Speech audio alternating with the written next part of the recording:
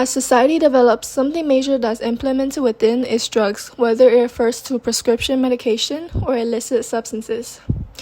Drug production laws and safety affect all of us, whether you're a future scientist, a nurse, or just a normal civilian. Let's talk about it.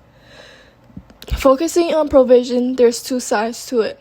New provision improved the prices to medication, which has shown in a Miami Herald article, while strict regulations can decrease the accessibility of these medications. Drug testing policies ensure the safety of civilians, while drug manufacturing is detrimental to the environment.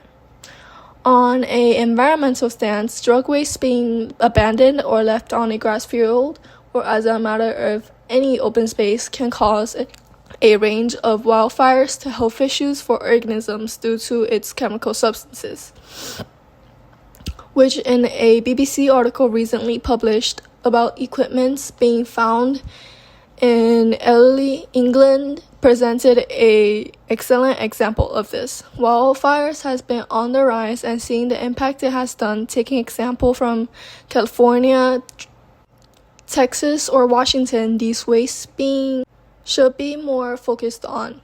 And something else that also ties in is our societal status. As we build on, illicit substances have been normalized in almost all communities. These substances often do not causes individuals that intakes it to become less conscious. Pressure is one major reason why people are willingly doing this, societal pressure. These intakes are due to a multitude of reasons like peer pressure or coping stress, which leads to addictions. Drug testing is one way of prevention, but seen from the digits, it doesn't do much. Imagine this. By late 2025, plastic could outweigh fishes in our oceans, and wildfires might ravage the forests annually. This is not a sci-fi prediction. There are realities fueled by environmental concern, the collective awareness and urgency to protect our planet from harm. Benefits of this subject include improving environmental preservation and encouraging us to thrive for a healthier living condition. However, drawbacks highlight risks such as harmful economic impact and unintended environmental consequences that could worsen ecological crisis. In an environmental standpoint, individuals prioritizing their environment and directing more attention towards environmental concern will ultimately improve our planet's condition for all organisms. The impact of climate change and such can be highlighted in an article from the Environmental Protection Agency. But this is easier said than done. As of now, there are more organizations that focus on helping Earth than ever. But pollutions are still at high levels, and plastic waste, whether it's on land or sea areas, are still rising. While on an economic stance, it is very simple to say that the cost of taking improvement of the environment to the next level will benefit us and our living, while not benefiting the economy. Because from an investment standpoint, the return does not match the effort, which is one major reason why the environment isn't as focused on as it should. The Global Risk Report from the World Economic Forum website can be used as a source to enforce this point. What if the water you drink today will not be able to provide for you tomorrow? Or the food you ate 1 year ago is luxury now? Right now, 1.3 billion tons of food are wasted yearly, which is enough to feed every hungry person twice over, while rivers vanish. This isn't the distant future. It's the crisis of food and water security, where access to basics like clean water and nutritious food is slipping away for millions. Focusing on food and water security can lead to breakthroughs like drought-resistant crops and smarter water systems, boosting community health and research longevity. On the flip side, obstacles such as steep prices of upgrading for farm tech and global food imbalance, such as surplus in one region, coexists with famine in another is other subjects worth mentioning. From a ecological perspective, innovations like water-efficient agriculture and sustainable infrastructure can curb waste and safeguard habitats. The report towards water sustainability and beyond notes that modern irrigation techniques can slash water use by up to 40%. Still, progress lacks. 785 million people lack clean water access, and industrial farming depletes groundwater faster than it replenishes. On an economic standpoint, adopting sustainability often crashes with short-term profits. Small-scale farmers may lack funds for eco-friendly tools, while industries like manufacturing could see operational costs rise. What if a single click could connect you to the world or expose your secrets to it? Information and communication technology, which can be referred to as ICT, is the system we use to create, share, and manage data. And it has reshaped how we work, live, and interact. Yet, while 5 billion people are online today, this digital revolution comes with hidden cost. Benefits of ICT include lightning-fast global communication and seamless connectivity, empowering just everything from education to instant business deals. However, risks like cyber attacks and data breaches often threaten privacy, as networks grow more complex and vulnerable. From a social standpoint, ICT divides family video chats across continents and activities mobilize millions online. But reliance on tech also fuels isolation, with screen time replacing face-to-face interactions. A Tampa Bay Times article found that 60% of teens feel addicted to their device, highlighting the double-edged sword of connectivity. While connectivity is a double-edged sword, security will be more of a one-sided argument. From a technical stance, ICT's backbones, servers, satellites, and fiber optics demands constant innovation. Yet, outdated infrastructures struggle to handle cyber threats. The National TEE report warns that 43% of cyber attacks target small businesses lacking robust security. Without upgrades, hackers could cripple banks, hospitals, and power grids overnight. Globalization is the interdependence created through trade and technology between nations.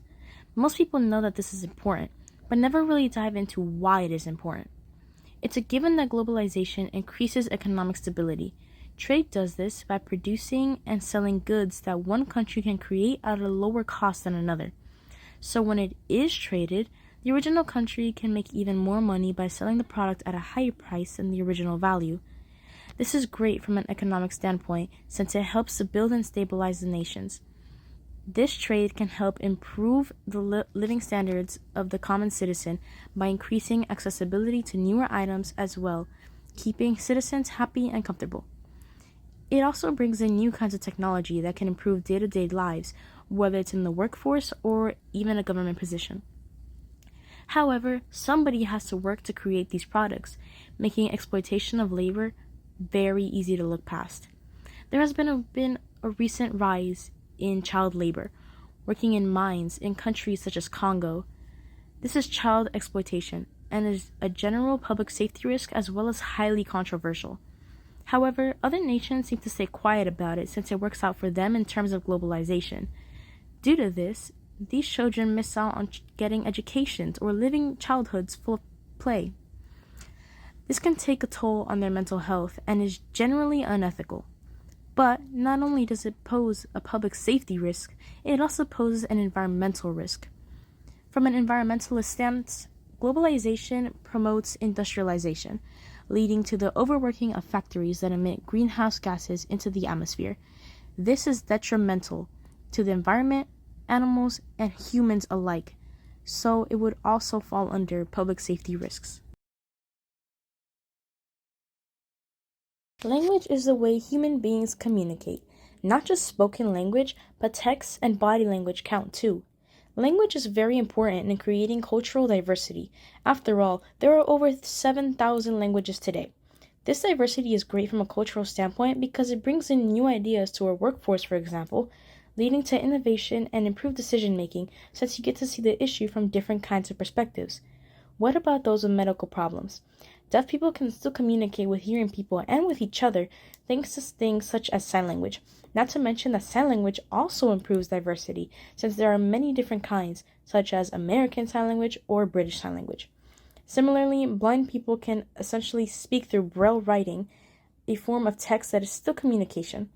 This means that even from a medical perspective, the use of language is crucial in understanding other people's ideas. However, this comes with many language barriers. When visiting a new country, it's often very easy to fall into scams as soon as they realize you don't speak the native language. This is very inconvenient and makes traveling less tempting, so technically it could also end up impacting the economy of a country, especially if it relies on tourists. In general, language makes it very difficult for people to understand each other and lead to cultural isolation. Not only that, but racial backlash may be experienced if you speak a different language around the wrong people. Speaking that other language is an easy signal that you're not from here. This can lead to violent altercations started by racist people, risking public safety simply for being from somewhere else. Visual arts have been around for thousands of years. Art is very important for the expression of an individual or a community. One example is the Apache girls' transition into womanhood through the 4-day sunrise dance. To them, the dancing is a signal of strength. There is a similar tradition among Hispanic families of a quinceañera. In that celebration, the dancing symbolizes the young woman's grace and maturity. This leads into the cultural viewpoint that freedom of expression through arts is crucial for cultures to present themselves. Additionally, arts have been proven to improve brain development by boosting memory and cognitive skills. This is why people tend to color code their notes. It improves their memory of the material. However, art is often misinterpreted, leading to controversies. Vincent van Gogh's Café Terrace at Night is widely argued about, many people believing it has subtle religious depictions of the Last Supper. Others argue that it is simply just an observation and the others are overthinking it. This causes unnecessary discourse between individuals, fueling emotions of anger and hatred. And finally, many people have just been avoiding the arts career path in general, in fear of financial struggle. Art equipment is very costly, and artists don't often make a big enough salary to support themselves and those additional costs. This shows the economic standpoint of a potential decrease in the economy if art is continually funded. Most people argue that those funds for art can be used to fund more important projects such as engineering school programs, but that too is highly controversial. It doesn't help that artists are slowly being replaced by AI tools, many losing their jobs to a mere computer program. Migration doesn't necessarily apply to birds flocking away for winter. It is just a movement from one area to another, usually with a group, or in this case, a population. A population is the total number of inhabitants in a designated area. So what does migration do for humans? From an economic stance, migration can actually increase the economy through immigrant employment. Actually, around 18% of U.S. workers are immigrants. During the early developments of the United States, and even now, immigrants play a key role in keeping the balance of the economy. Back to the actual animals, migration to warmer areas actually increase the animal population. This is beneficial in stabilizing the food chain. This balance is crucial for all living creatures. If the food chain is thrown off balance, the world as we know it could very well change as animals die off, eventually leading to humans not having much to thrive off of. On the other hand, overpopulation can end up being detrimental. It can lead to the easy spread of disease between animals and even humans. That's why before entering a country, they tend to check you for diseases at the airport. Letting loose a disease can disrupt the economy with many medical expenses, as we saw happen during the COVID-19 pandemic. Continuing, the larger the population is, the more waste is left behind.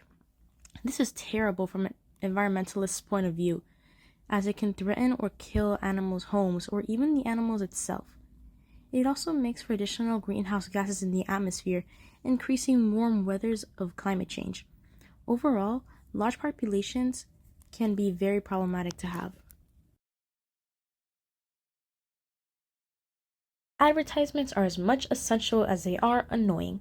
From an economic stance, yes, advertisements boost the economy through making their company more known and capturing the interest of the consumer, shopping them into buying their product.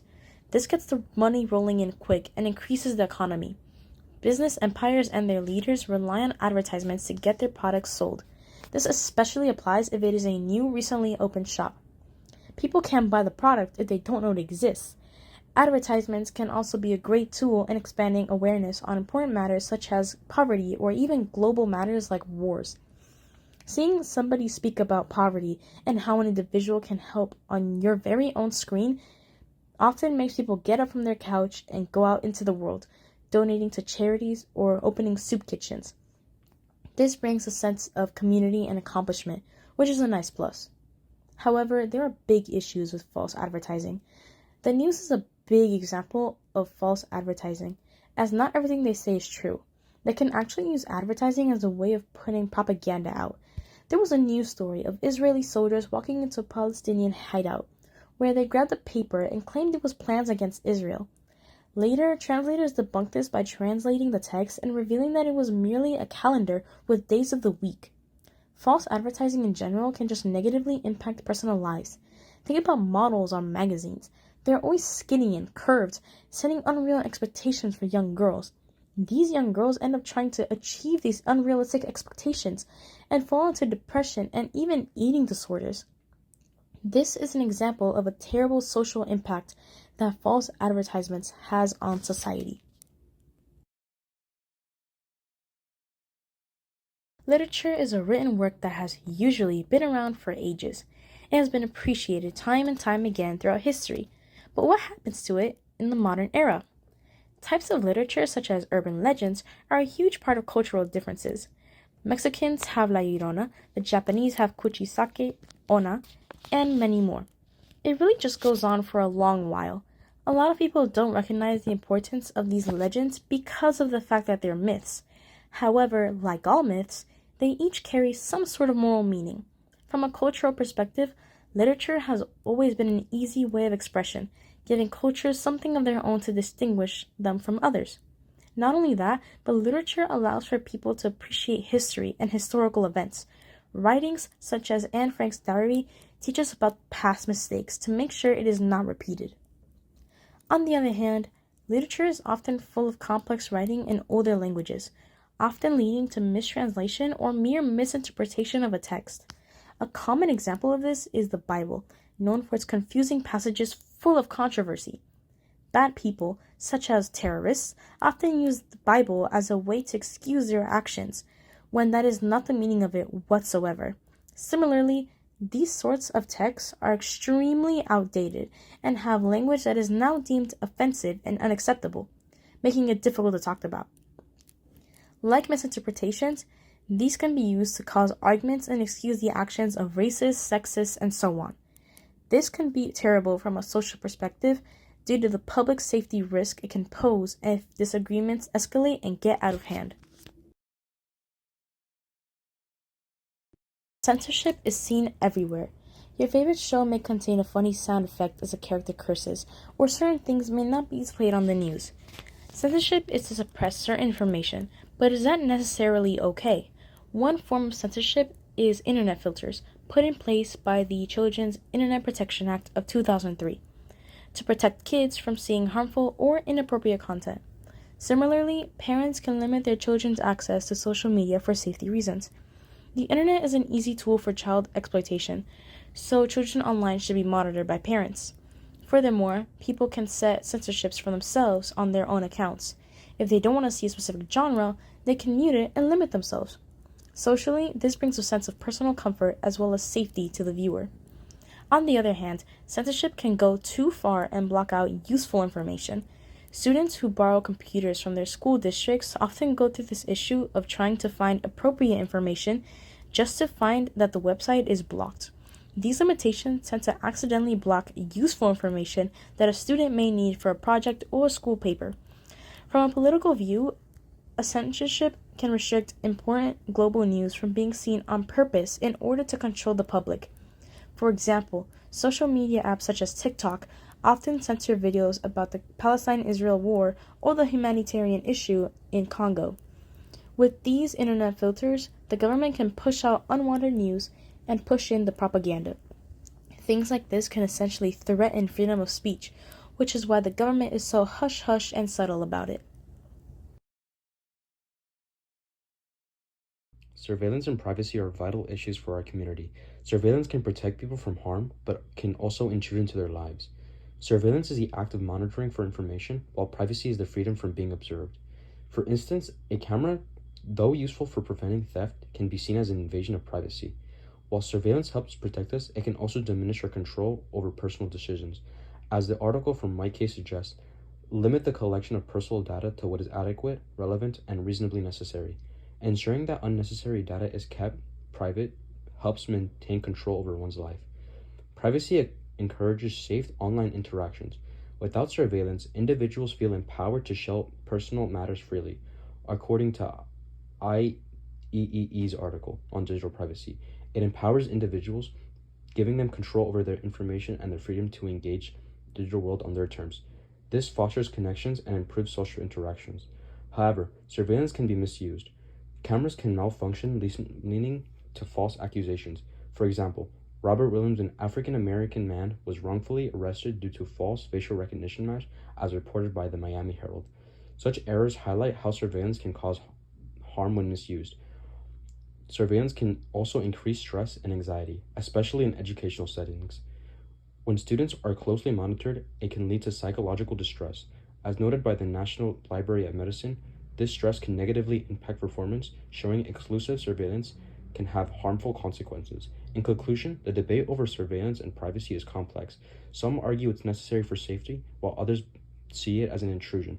Balancing both aspects is key to creating a secure and respectful community. From the buzzing floors of factories to the digital checkout of an online store, industry and commerce form the backbone of modern economies. Industry transforms raw materials into essential goods, while commerce connects products with people. Together, they fuel innovation, generate jobs, and shape the global marketplace. Yet, behind this economic engine lies a complex balance of progress, sustainability, and fairness. Manufacturing processes evolve with new technologies, pushing boundaries in efficiency and product quality. Trade and services create wealth, boost employment, and stimulate both local and global economies. The negative side is that industrial growth often leads to pollution and excessive use of natural resources. Fierce competition can wipe out smaller businesses, creating power imbalances and limiting consumer choice. From an environmentally perspective, unchecked industrial processes leave a deep footprint. According to Greenside reports, sectors like fast fashion and fossil fuels account for over 40% of global carbon emissions. Technological waste driven by rapid innovation creates mounting e-waste concerns, especially in developing nations without proper disposal infrastructure. Economically, commerce widens the wealth gap. The Global Trade Watch notes how multinational corporations often benefit at the expense of local industries. While some regions enjoy booming exports, others suffer from unfair trade deals, later exploitation, and limited access to global markets. Imagine a world where your right to speak, worship, or even exist depends on a map's borders. Human rights, universal freedoms like equality, safety, and dignity are promised to all, yet millions face oppression daily. While global treaties aim to protect these rights, reality often tells a different story. Laws like the UN Declaration of Human Rights shield marginalized groups from discrimination. Nations upholding rights see fewer conflicts as fair treatment reduces societal tensions. A con of this would be universal rights sometimes clash with traditions, sparking backlash in conservative communities. Corrupt governments or biased legal systems fail to protect vulnerable populations. From a political standpoint, human rights face hypocrisy. While countries like Norway champion freedoms, others silence dissent under authoritarian regimes. ACLU review exposes how loopholes let some U.S. states deny protection to minorities, proving even democracies aren't immune to violations. Globally, the UN Human Rights Council struggles to hold nations accountable. Over 50 countries still criminalize LGBTQ identities. From a cultural standpoint, the fight for rights collides with tradition. The States of Thinium Right report highlights how gender equality laws in regions like the Middle East face resistance, labeled Western interference. In contrast, grassroots movements like Iran's Women, Life and Freedom protests show societal demanding change risks. Do you wake up every morning and think about your individual rights? No, right? Well, it's because you don't have to. After the horrible events of World War II, the United Nations came together to create what is now known as the Universal Declaration of Human Rights. If it weren't for brave countries like America who went against Hitler's beliefs, who knows, maybe we would still mistreat people based on how they look, what they believe in, or who they are. This is also like, take for example, the Civil War. The North fought against the South to abolish slavery. They fought for what they believed in and, in the end, abolished slavery. These are both really good examples of standing up to injustices. And by standing up to these injustices, we gain a more equal society. Although wars are violent conflicts, typically between two countries, it could even be between two industries, they still have some positive aspects. Take into consideration that wars have improved our technological and medical advancements. From life-saving surgical techniques to things you even have in your home. According to an article from the National World War II Museum in New Orleans, a small part found inside of the microwave called the cavity magnetron was essential to helping us win by using wavelengths. This technological advancement has improved the way Americans eat food. Although there are some positive aspects of a war, at the end of the day, it is still a physical conflict. Be honest with me, if there was a war happening in the country you lived, would you stay there? Of course not. You would probably flee to the country closest to you. According to the European Civil Protection and Humanitarian Aid Operations, Palestinian refugees are fleeing to neighboring countries. This is an issue because the countries that they are fleeing to already don't have enough supplies for themselves. So how will they care for these refugees that are randomly coming in and taking up the space that they have? They also don't know what these refugees will do. Who knows? Maybe they'll come into their country and start doing crimes in order to look after themselves and their families. Not only can wars negatively affect the countries around them, but they could also affect the soldiers fighting them. According to the Tampa Bay Times, suicide rates within veterans have significantly increased. These poor soldiers are not only risking their lives, but becoming traumatized by having to watch their fellow comrades dying in front of their eyes. And not only has the suicide rate increased, but so has substance abuse rates. So tell me, is putting these soldiers through traumatic and horrific events worth it? Wars are a question of morality. and it could change our standpoints on social issues. But technologically speaking, it could help us in the future. After all this consideration, I personally do not think it is worth going to wars. But politically, most will disagree with me.